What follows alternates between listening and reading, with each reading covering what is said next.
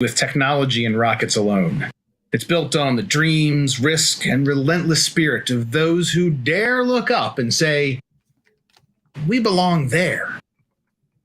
For over 30 years, the Space Frontier Foundation has been a home for these visionary, radical, action-oriented individuals.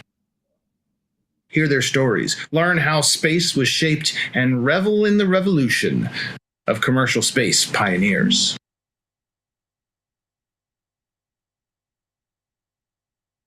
Welcome again to Commercial Space Pioneers, joined today by the man, the myth, the legend, Gary Hudson. And Gary, right off the bat, I got to tell you, my first experience of learning about you as I kind of got into this industry was that centerpiece of Mojave Air and Spaceport that prominently sits there and welcomes everyone in. And I absolutely love it because it is the thing that welcomes people in, but it also is a thing that tells people that space is hard.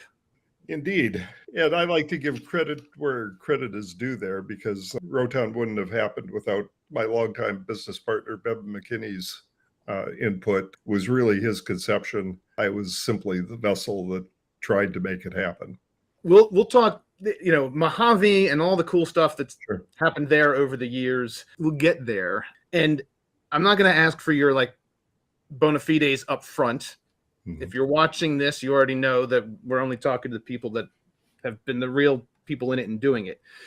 My question is, I want to go back as you were growing up, either adolescent or earlier. What was space when you were a kid that kind of laid the foundation of how you viewed this whole idea of people going into space?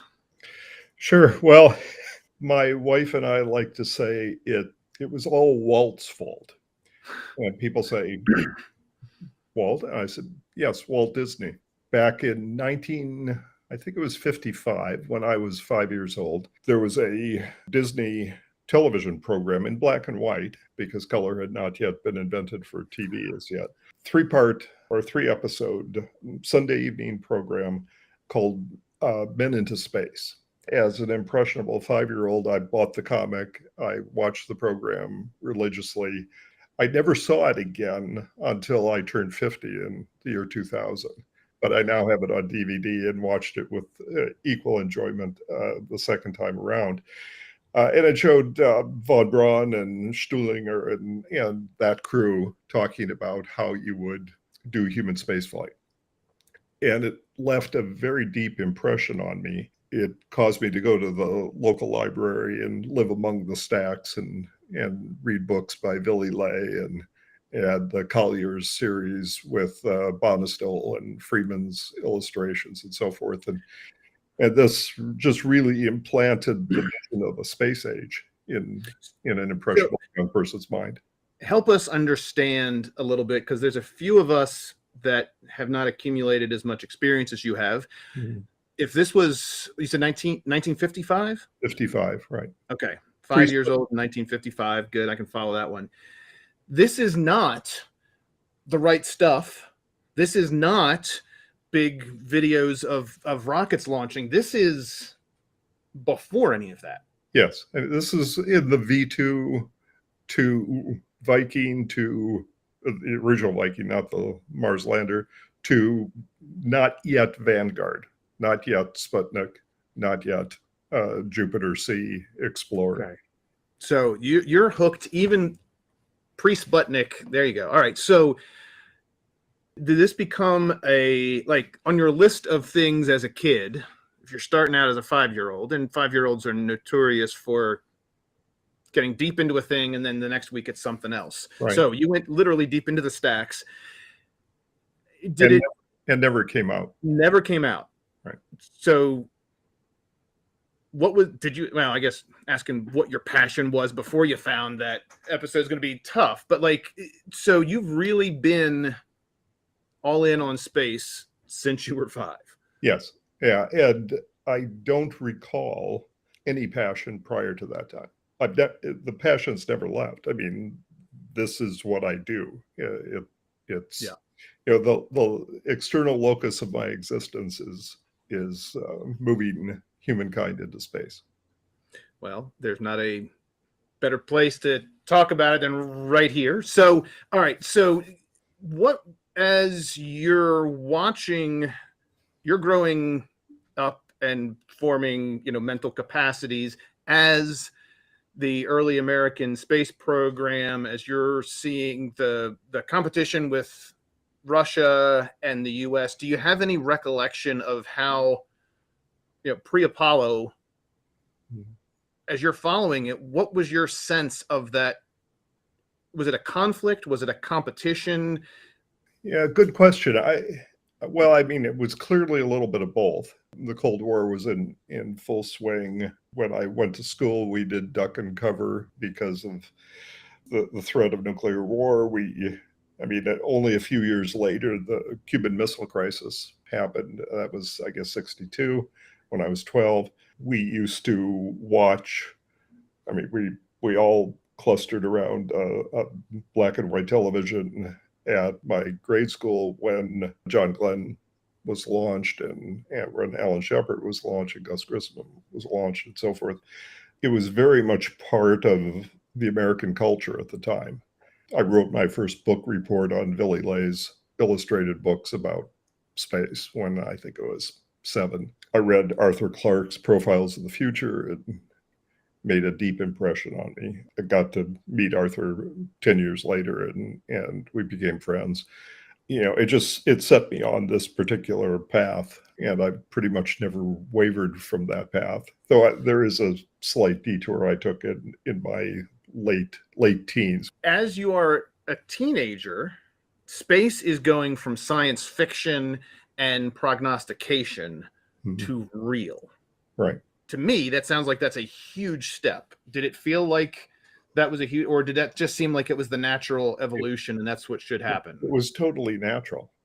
It was like there was never a question whether it was faith or intellect or whatever that put me on this path. As I say, I've never wavered, and I always expected things to happen much, much, much, much faster than they in fact happened. The moon race is on as you are trying to figure out what to study. Did you go high school to college, or what was as you're trying to figure out how to turn this into something, was there a training for space or was it something else? So I was a ridiculously accomplished student from kindergarten through end of high school in 68, which I did all at the same school. Okay. St. Bernard's parochial school, a Catholic parochial school in St. Paul, Minnesota. So I was a very good student. I recall the only problem I ever had in school. I was probably the archetypical nerd, but the only problem I ever had was my chemistry teacher gave me a chemistry set to take home. And I flunked a test in spelling. And she threatened to take away my chemistry set if I didn't improve on spelling. So I did get very much better than that, but was close to a 4.0 student. Won the leadership award for the school. Acted in plays and had a reasonably calm childhood and growing up. But I never thought that education was the key to my ambition. Okay. I already know what I'm going to do. Yeah, I have to learn a few things along the way, but it wasn't to get credentials. Okay. To go to work for Boeing or Douglas or something like that. That's an important distinction right there. Because there's credentialism, which is like, I need these things as badges to get me in, and you were seeing education as things like elements you had to get, but it wasn't really relevant to the direct thing. And do you have any idea of what the concept was? Okay, so space is a big thing. As you were in your high school years, what was it that you knew you were going to be doing something in space, but did it have any more flavor or color than that? It formed sometime in the 60s. I couldn't tell you exactly when, but I think there were two components to it. One is I wanted to see a true science fiction like future emerge, where you lived in space, lived and worked in space permanently. Yeah, I saw it as a high frontier, an endless frontier that, sort of manifest destiny, humankind Okay. going to the stars type of thing. So that was the goal. The role that I wanted to play, I think, solidified probably around 1968 or so, 69, when I read Frontiers in Space by Bono and Gatland. They talked about the problem of space transportation. So that's when I began to focus on the real question of space transportation. I actually communicated with and visited both of the authors, Phil Bono at Douglas, or at that time McDonnell Douglas Corporation in Huntington Beach, who was notable for his concepts of single-stage to orbit and fully reusable launch vehicles, and Ken Gatlin, who was he headed the British Interplanetary Society. In 1964, I was a volunteer at the Science Museum of Minnesota, and a speaker from the BIS came by and gave a Saturday afternoon lecture and talked me into joining. And so I'd actually been a fellow of the British Interplanetary Society since the late 60s. As I said, I visited with Gatland, and that is what actually led me to Arthur Clarke, because on that, I think I was 20 or 21, perhaps 22. I was in London talking to Gatland, and he said, well, you should talk to Val Cleaver, who had an engine development at Rolls-Royce. And I told Val Cleaver what I wanted to do, which was build the Phoenix single-stage to orbit, fully reusable launch vehicle. And Cleaver, we were having lunch near Piccadilly Circus, and he said to me, you can no more do that than levitate yourself over Piccadilly Circus in this instant. He said, and I have a friend who will explain that to you. Do you know who Arthur Clarke is? And I said, yes. And he said, well, I'll set up a meeting. And so the next day I had a meeting with Clarke, who was visiting from Ceylon, Sri Lanka, now at his club, at Arts Theatre Club in London. And we talked for hours about my ambitions. But it illustrates one thing. I was never afraid to knock on the door of great people. When I was 18, Jim Webb, then retired head of NASA, came to town, and I went up, knocked on his hotel room door, and he spent an afternoon talking to me about space systems management. I'm 18 years old, and he spent that time. Managed to spend a little bit of time with Ed White, the astronaut who did the first U.S. spacewalk.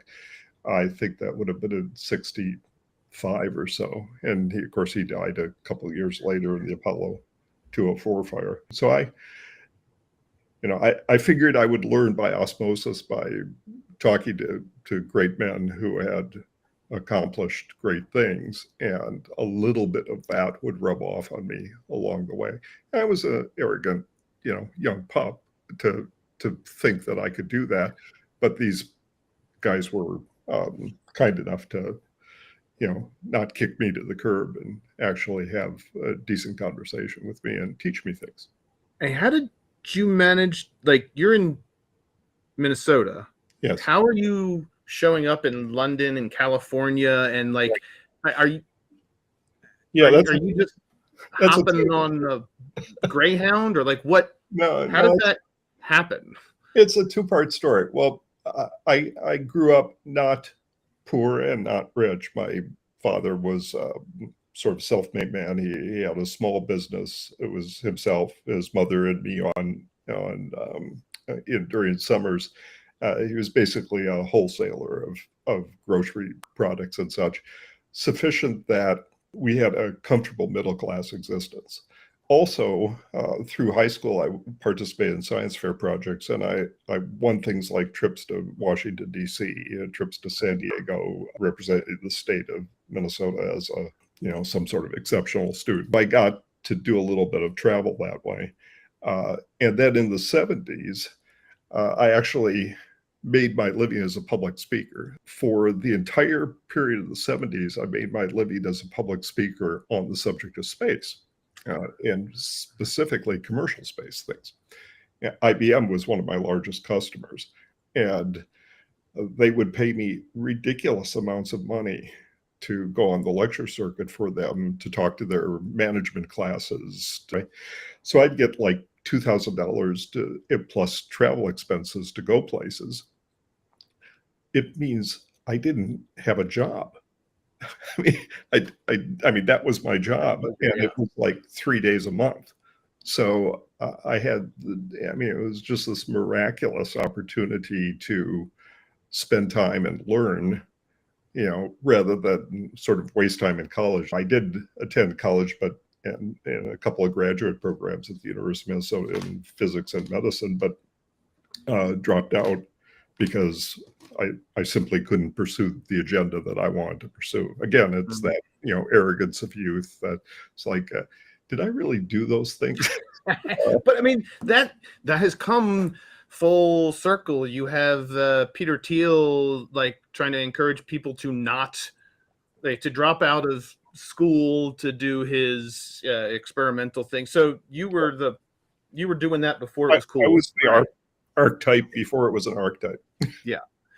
So, all right. Wow. So you're not kidding. You're really carrying and deep into this space world. You're talking to a lot of people that are both on like engineering solution side, but also communication, right? The sci-fi sort of thing. So you've stitched a bunch of these different things together. Was there a particular point here where you had a change of vision about what this was going to be? And the reason I'm asking that is, at what point did you come across Gerard K. O'Neill, like in terms of his ideas? Yeah. So, well, let me actually go back 10 years before I met Jerry. I think it was probably 1970, first time I had been to the UK. I got together with a science fiction writer. I've been fortunate to number a lot of science fiction writers of so-called hard science fiction, the golden age, as friends and acquaintances. But this fellow, James Blish, wrote a series of books called the Cities in Flight series, which was basically taking it from kind of present day, late 60s, early 70s type environment to the far future. One of the visions of one of the early characters in that book began to encapsulate my vision of the future, which was he was dreaming of an immortal man who flew to the stars faster than light.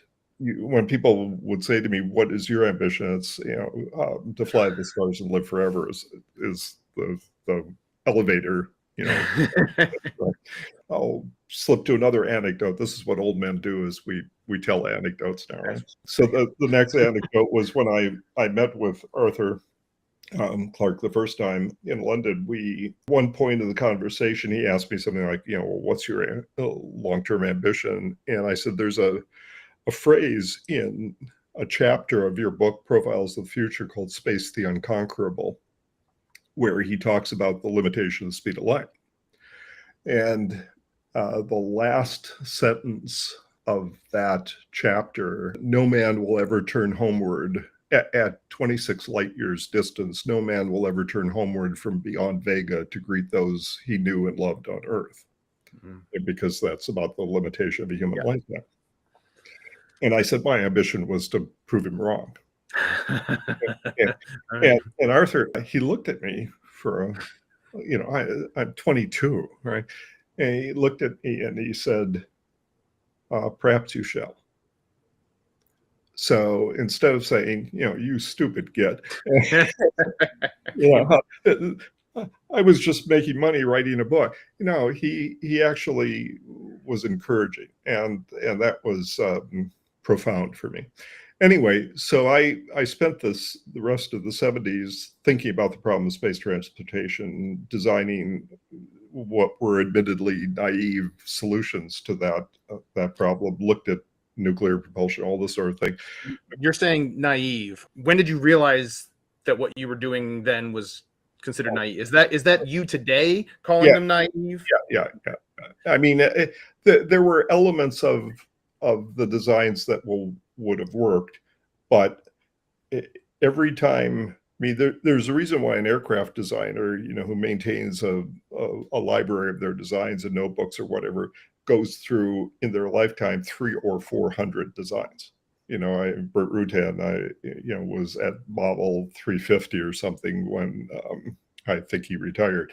So it's because we sketch things out, right? Yeah. There's a book called The Engineering Through the Mind's Eye that talks about the eye-hand connection that kind of bypasses the brain. It's an intuitive design process of, you doodle and sketch, and that's how you come up with innovation. But these things are fairly complicated. A launch vehicle, a reusable launch vehicle is pretty darn complicated, as you know. You're going to make mistakes along the way, and you're not going to recognize that they're mistakes until you actually, this is why rapid prototyping is important. You can build it, you break it. This is principal contribution in my mind of SpaceX to the world, is that Elon had enough of his own money, as versus the rest of us who had to go out and try and raise money, to do many iterations of rapid prototyping and not care when he crashed, 10 first stages or something. Anyway, going to when I met Jerry, I had gotten to the point of saying, well, reusables are going to be too hard. You're not going to be able to find the money to do it. There was, the shuttle program was in full bloom at that time. And in fact, I had gotten together with von Braun to talk about reusable launch vehicles. This was, I think, 72, and I even asked him, to join the board of directors of a company that I wanted to start. And he said, if you build payloads for the shuttle, I will do it. But if you try and compete with the shuttle, I can't do it, because, Senator Mondale will use it to kill the shuttle program. Say, well, there's a commercial path to doing this, and we can't afford the shuttle program to be killed. And later, my mentor, Max Hunter, said to me the story about, which I think von Braun told to him at one point, was when you are in a rowboat with an elephant crossing a swiftly moving stream, you rock when he rocks, and you think about changing the arrangement when you get to the other side. and the shuttle was the elephant in the boat at that time, not the elephant in the room so much. So, but hold on. I know you're heading to the thing that I asked you about. Yeah, I gotta stop. I gotta ask, when he tells you this, and he states it flatly, that like, okay, great, I'm on board, love to help you if it complements shuttle, the program of record. Right. What did you think? Like, do you recall? I turned it down. Okay. I mean, I was an arrogant bastard. I turned von Braun down. I mean, he was a gracious, gentleman who was offering to do me a favor, and because I was a stupid young punk, I turned him down. Did you believe, like, was that concept of needing to be part of this larger machine, that, like, did you just dismiss that, or were you like? Yeah, it was anathema to me. It was like, okay, I know better. I mean, all young people think they know better than their elders. It's, that's been the case since, Samaria and so yeah, I was just a punk kid at the time. Yeah, but you did it. Punk or not, you blew off Werner von Braun. It seems like now you really appreciate that wisdom that he imparted to you. Mm-hmm. Any idea between when he said it and now, when did you go, oh, all right, that actually might be important or right? Or in the 80s, but I actually designed what I believe to be the first phased array geostationary small sat kind of like what Astronomist is doing now, specifically for the shuttle bay. Because at the time, the pricing on the shuttle bay was not weight lifted to orbit, it was length. Okay. So NASA had this, I don't know if it was an arbitrary criteria or what that's allowed them to settle on it. But if you could make very thin spacecraft that slotted into the keel and trunnion fittings of the shuttle, you could fly for some ridiculous low amount of money, like $8 million a flight or something like that. So I designed this 15-foot diameter, 2-foot thick spacecraft. The solar wings folded up on it. It had a phased array instead of a shaped antenna, and all the propellant was in the body, and it could raise itself to geostationary orbit from the shuttle bay, offer a couple of transponders worth at a time. So I realized that when you look from the ground to geostationary orbit, a slot looks only like 2 degrees wide. So you could co-locate, a dozen spacecraft in that slot, because that's like 30 kilometers or 50 kilometers worth of arc length, right? So you just maneuver the spacecraft around a central point, and from the ground, an antenna thinks it's one spacecraft. So you didn't have to, put up 24 transponders at a time or 50 transponders at a time to make money. Anyway, okay. So you eventually did come to appreciate that, but that is important, because that is a truth of the space world, whether it's a good thing or a bad thing, and when does it but it's important to understand that space doesn't happen in a vacuum. Terrible. But that political reality, and that was, you said, in the early 70s. Yeah, that was, I think, 72. So this is not like the shuttle's been flying and impacts on the market then. This is still at the beginning of the shuttle program. Yeah, we have just about our last Apollo mission, right? Anyway, okay. Well, actually, the last Apollo mission was flown that month, and it was the only one I actually managed to attend. I got a VIP invitation to Apollo 17. But anyway, to go back to your O'Neill, and the O'Neill concept as much as the person, right? Because so the concept, he was doing this with his students at Princeton in the very early 70s, and so I followed it with a great deal of interest. My concern was getting stuff into orbit, and he was basing it on the shuttle, and I knew that the shuttle was never going to be $10 million a flight for 65,000 pounds. Did you throw something at him? Did you now? I feel like we're gearing up for you kicked him in the shins. But all right, please go. Sort of. It was a friendly kick. Okay. So what I did is I was also transitioning away from full reusability at the time to expendable commercial launch vehicles as sort of an initial step to generate enough revenue to get to full reusability.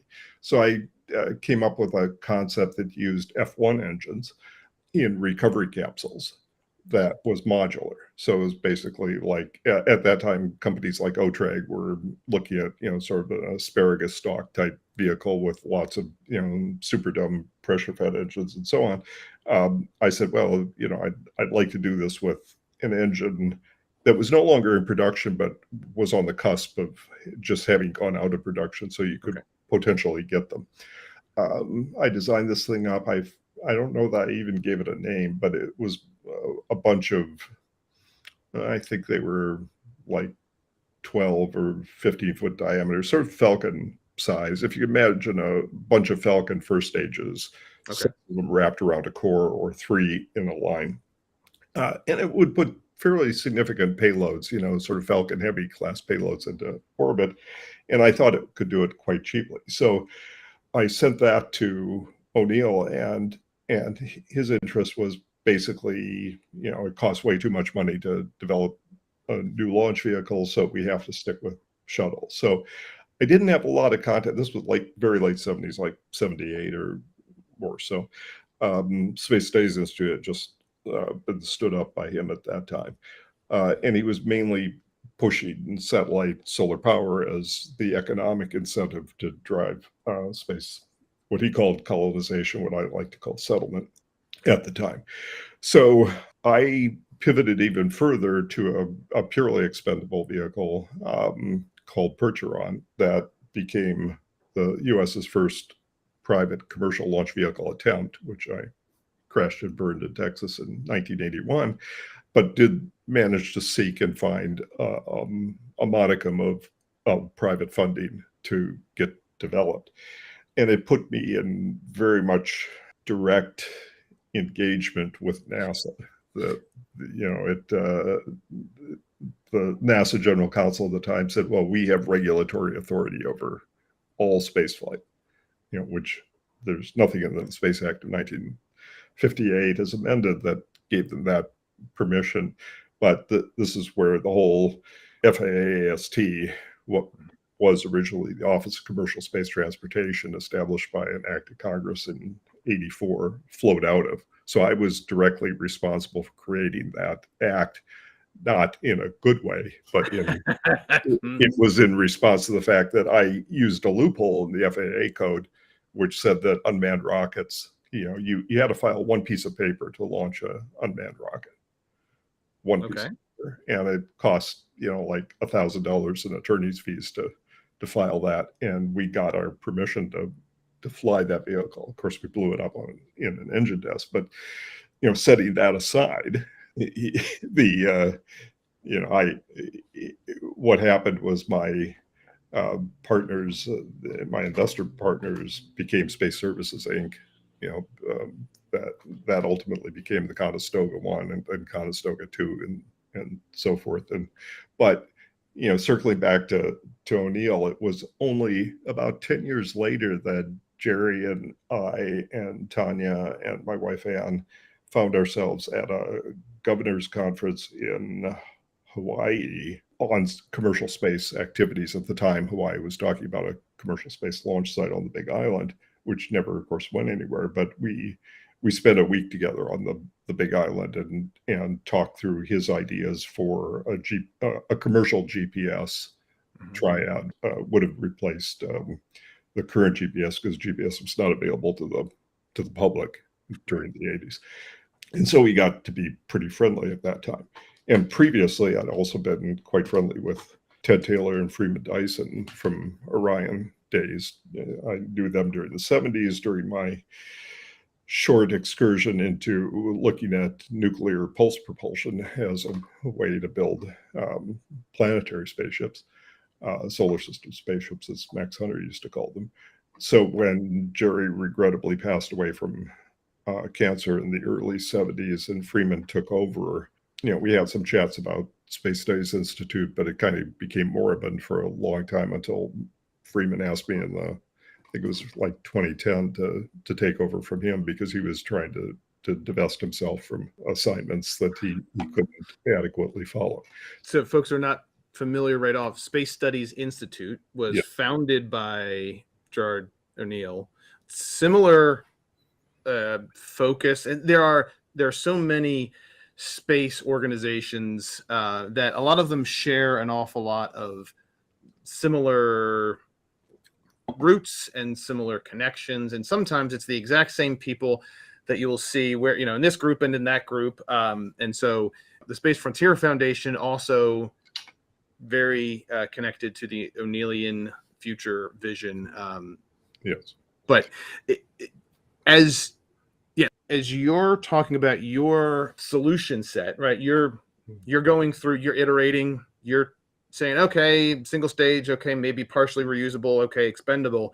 Mm-hmm.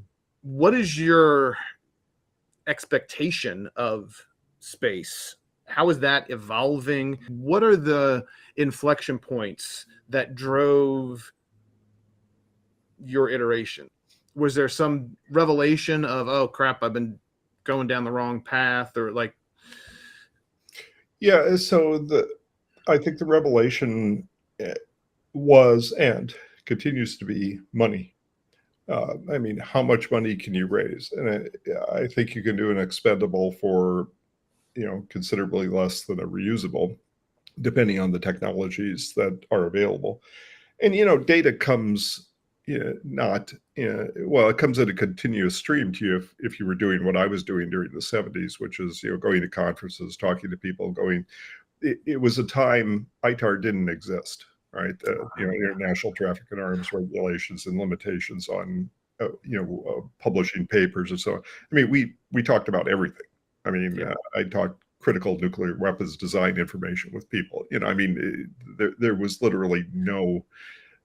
It may have been nominally verboten to do, but nobody paid any attention to it. So I remember once talking to some senior, I mean, we're talking vice presidential level type people at McDonnell Douglas, saying to me, I really need to understand how the Delta II first stage is put together, and they sent me the blueprints.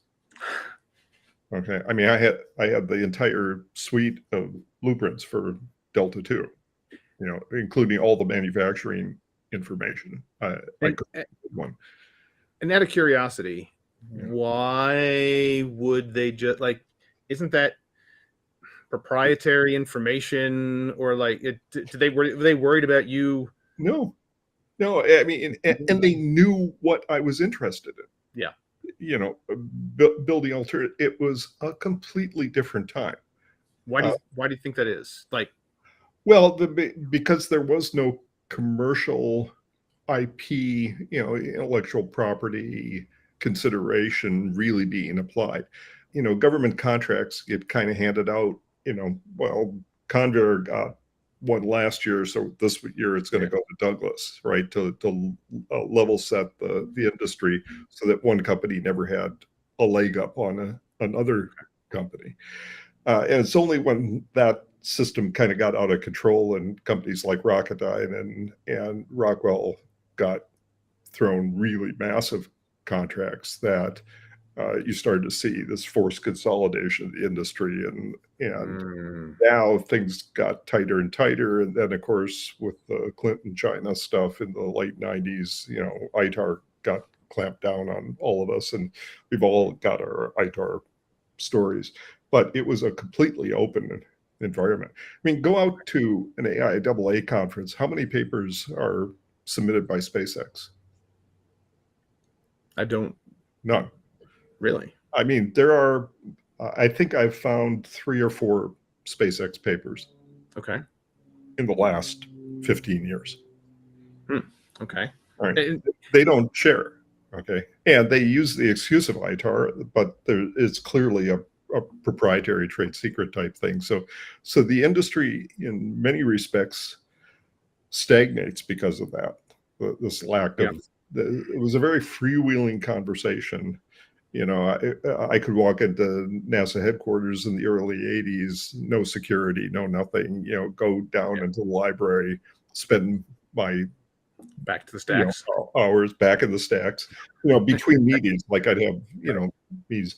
I remember I mentioned that attending the Apollo 17 launch, I was standing next to a vice president of Chrysler Corporation with my camera.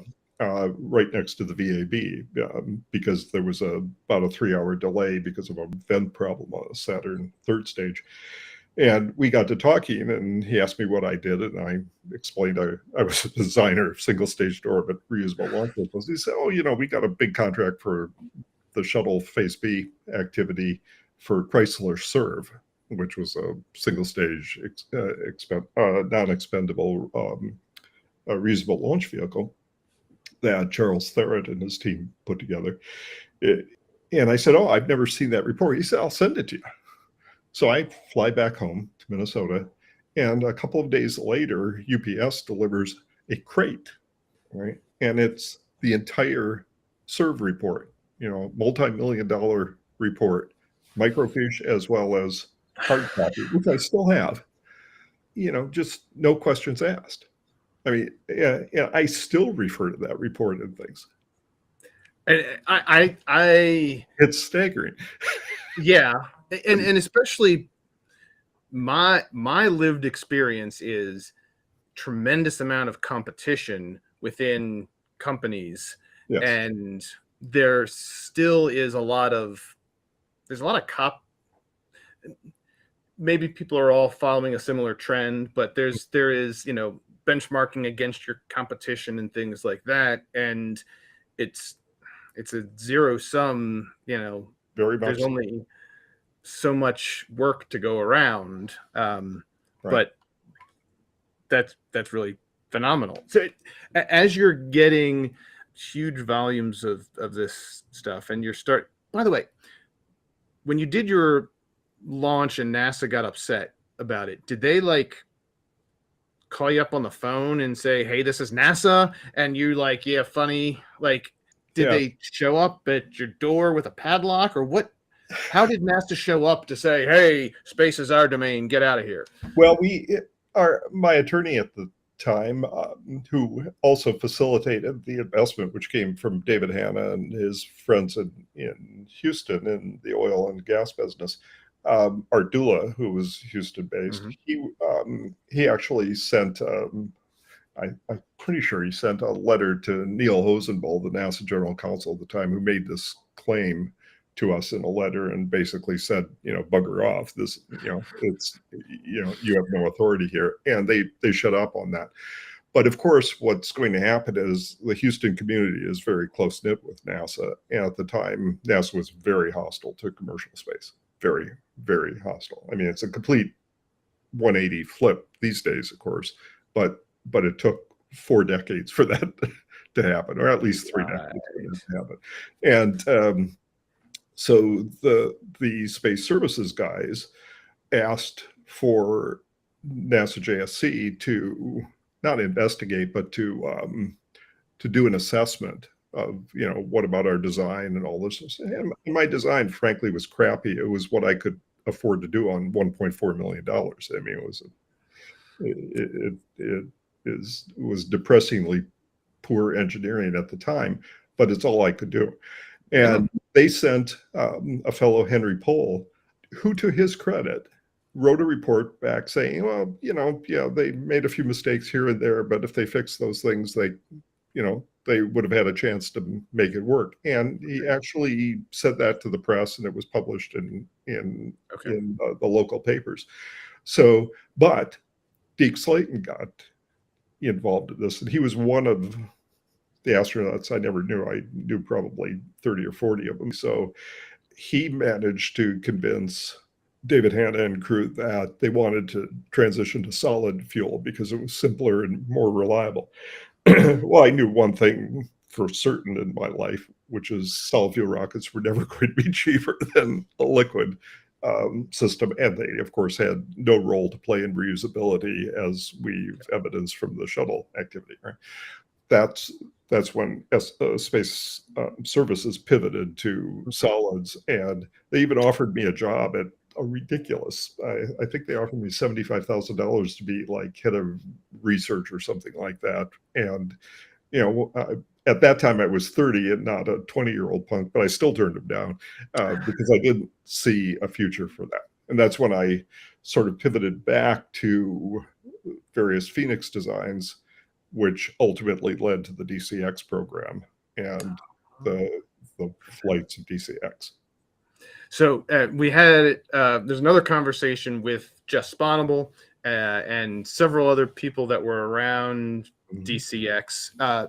What's your path to this first, DCX still, I think, counts as the first rocket that landed, right? Yes, correct. Powered landing. Yeah, powered landing. Going up is easy, coming down is even easier. It's the landing part, the soft landing, that's really hard. Yeah. So what happened there was in the mid-70s, I got a fairly close working relationship with Max Hunter, who was at Lockheed and had worked on Hubble Space Telescope, but before that was principally a launch vehicle guy. He was chief engineer on third stage of Saturn V, the Lockheed Space Shuttle plants and so forth. And so Max essentially became my mentor unofficially. We just worked together for years. And then when he retired from Lockheed, or as he was retiring, he spent a lot of time with me. His version of my Phoenix was called SSX, or Spaceship Experimental. So he was a big fan of bringing back X-planes to which NASA had abandoned, sort of after the 60s because of budget limitations. So he and I together kind of did he from the Lockheed point of view, me from the, just me going out and being a rabble rouser, did this multi-court press to get the government interested in reusable launch vehicles. I mean, this basically now post-Challenger. And a big role was also played by Danny Graham's High Frontier organization and by Jerry Pournelle's Citizens Council for National Space Policy, Citizens Advisory Council for National Space Policy, which the Reagan administration asked him to form as an ad hoc group. We had like 8 meetings between 1980 and 1988, the last of which, I was always presenting Phoenix, and I was always being shot down by most of the conventional aerospace guys at the time, until the last meeting when it was adopted as the output of the council to advise them to move ahead. And we had Aerospace Corporation actually write a report. It was kind of an interesting report that J. Penn and Charles, they wrote a report. Aerospace management forced them to water it down, but even watered down, it was called the Phoenix :SSX report, and they essentially said it was worth doing. Now, the Bush White House, with Dan Quayle as head of the National Space Council, to approve the program, and it went forward because of that. So that is the genesis of DCX. And it's I have 2 professional honors in my misfit career. One is, of course, the Space Frontier Foundation's Kind Founders Award to me in 2007, but the other is, along with Jeff Spotable, Jerry Pournelle, Max Hunter, Pete Worden, I was on the Aviation Week and Space Technology Laurel Award for 1994 for DCX. All right. I'm going to ask a somewhat crass question. How are you paying your bills while you're doing all these great things for the betterment of society? Like, as you are, you seem to be constantly right there, pushing the boundary, sometimes, kicking important people down the stairs or whatever. But so as you're doing that, like, were you still speaking and you can thank IBM. Throughout the 80s, they kept me going in very hard times by paying me for public lecturing. I stopped doing that about the time of DCX, where I was on 2 of the teams. Max was on the McDonnell Douglas team. I was on the Boeing team under Dana Andrews, and also on the General Dynamics team. Okay. And out of curiosity, when you're out there, so you're talking to people that are at an IBM, like, these are not rocket people at IBM, no, right? Software managers typically. Okay. So what are you telling them about? Or is this like, hey, here's someone who's going to give you an inspirational? Were you the? I was the after dinner speaker. Okay. They would have these week-long management classes, and on Thursday night they would hold, a banquet type thing, and I was the after dinner speaker, talking about technology in general, but with a focus on space. And it turns out, surprisingly, I was a pretty popular speaker, and it got me. I mean, it brought me, for example, to Unispace in 1982, which was a UN conference in Vienna. So I gave a lecture in Brussels, and then for IBM, and then flew to Vienna on a cheap flight. I have a very brief anecdote of meeting Arthur Clarke again at that time. We'd only been corresponding by letter, of course. There was no such thing as email.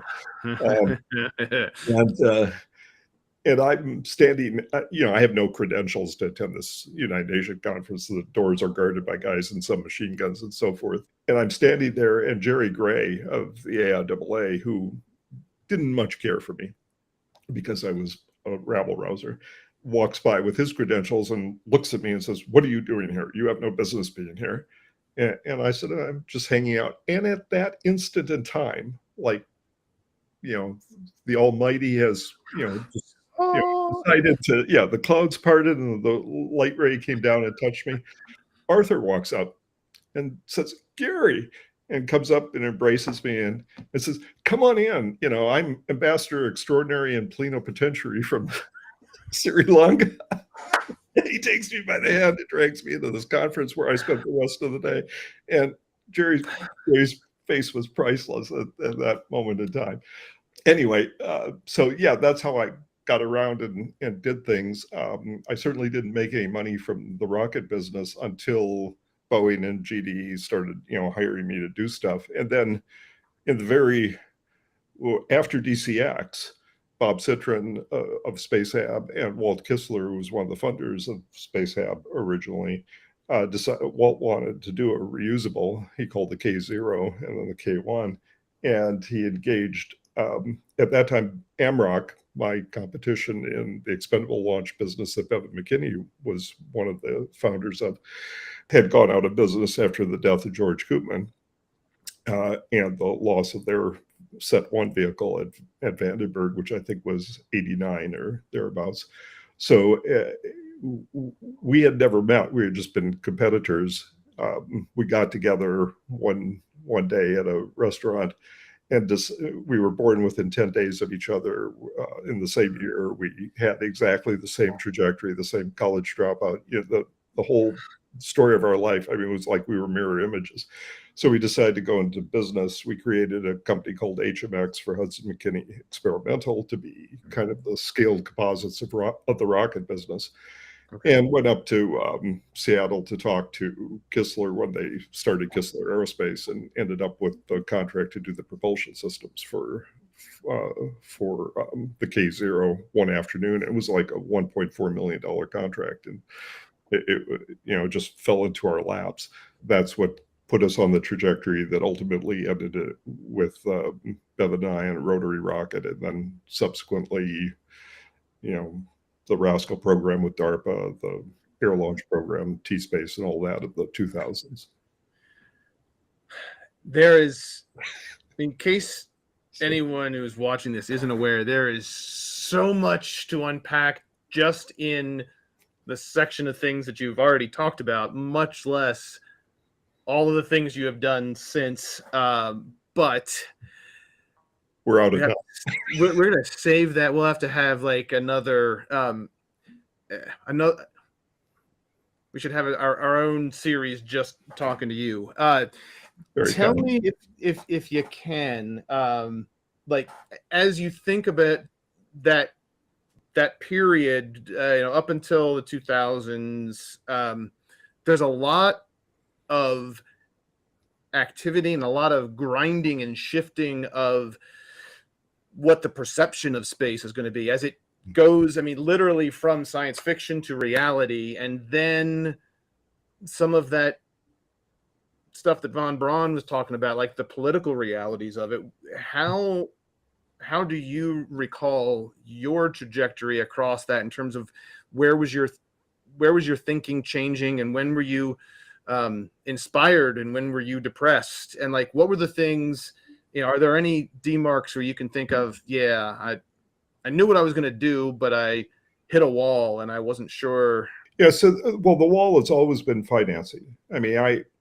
At one point, Jerry Pournelle introduced me to a friend of his, Tom Clancy, the author. Yep. And Tom and I, this was in the very early 90s, Tom and I spent a fair amount of time trying to raise money privately for a reusable launch vehicle. We failed. He was very apologetic about that. He tried very hard. I spent a lot of time with him at his house on Chesapeake Bay, which is, for those of you who are Clancy fans, an exact copy of Jack Ryan's house in Patriot Games. Tom later became an investor in Rotary. Yeah, I think I saw a beginning of the shift of the political sands. Even during the 90s, NASA was largely hostile to any sort of commercial space. They were starting to accept reusable launch alternatives as they took over DCX, and then the abortive and badly managed X-33 program happened. At the time of Rotary, of course, there was Kelly Space and Technology, there was Kistler, there was Pioneer rocket plane, and Lori Garver and her crew actually at that point became much more involved in getting NASA to try and engage with these commercial firms.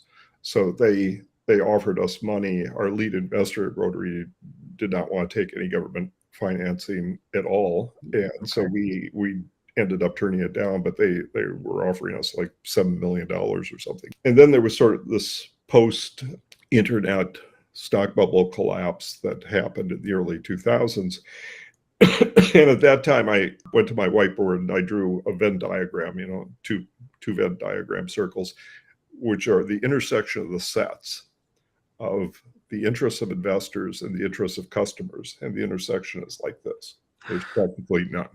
Yeah. Because investors are interested in, a quick exit strategy, at 10 times multiple on their money. And so customers just want problems solved, and they're willing to pay for that.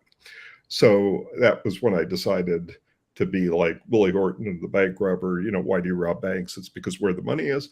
I pivoted to government financing, and we did programs, the Alt Access program for NASA, which was sort of the first idea of like the COTS program of carrying commercial cargo to the space station, working with DARPA. And that's where I learned how to do other transaction authority activity, which is basically like Space Act agreements that NASA wasn't using, and teach NASA how to do Space Act agreements, which led to the COTS program. And it led to T-Space winning the CE&R, Concept Exploration and Refinement program that the White House put into place after Columbia in '73, all of which sort of paved the road cleared the minefield, as it were, for SpaceX. Yeah, there's a certain degree of I'm bitter. You helped loosen the lid, right? Yeah. Oh, yeah. Right? Yeah. And you're not alone. Yes. But you're right. Yeah, there's a tremendous amount of work in pushing the whole industry forward to get to the point where such a thing could exist. All of us who have worked in the industry have an eternal debt of gratitude to you for that constant shoulder to the wheel over decades and decades to help make today's space world exist. Because you can't just sit around and be like, okay, I want it to happen. You sit on the couch, it doesn't change. You got to get up and do stuff. Well, I also want to give acknowledgement to my longtime close friend and colleague of 50 years, Tom Brose, whose illustrations made it possible for me to convey my vision to the world, and of course to Bevan for 30 years of exceptional engineering on his part. Thank you. Thank you very much. I greatly appreciate it. No one should have any doubt that you are absolutely one of the great commercial space pioneers. So thank you very much, Gary Hudson. Thanks. I hope to come back sometime and talk about the 2000s. Take care.